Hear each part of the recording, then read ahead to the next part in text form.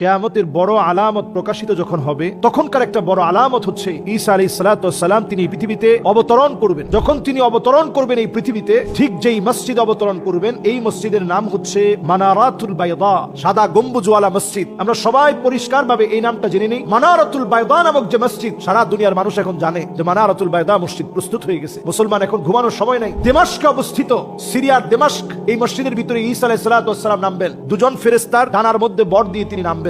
সাদা 2 টুকরা কাপড় পরা থাকবেন তিনি। আমরা জানি যে ইহরামের যেরকম 2 টুকরা কাপড় থাকে, এরকম 2 টুকরা কাপড় পরা থাকবে। ওনার চুল থেকে, শরীর থেকে ওযুর পানিগুলো পড়তে থাকবে। যখন তিনি অবতরণ করবেন, নামাজের জন্য সময় হবে, তিনি ইমাম মাহদী আলাইহিস সালাতু ওয়াস সালামকে নামাজ পড়াতে বলবেন। লোকেরা বলবেন না আপনি নামাজ পড়ান। ঈসা আলাইহিস সালাতু ওয়াস সালাম তখন ইমাম মাহদী আলাইহিস সালামকে বারবার বলার পর ইমাম মাহদী আলাইহিস সালাতু ওয়াস সালাম তিনি নামাজ পড়াবেন। হাদিসের ভিতরে অনেকগুলো হাদিস এই মর্মে এসেছে। নবী করিম সাল্লাল্লাহু আলাইহি ওয়াসাল্লাম পরিষ্কার বলেছেন, লা তাকুমুস সাআ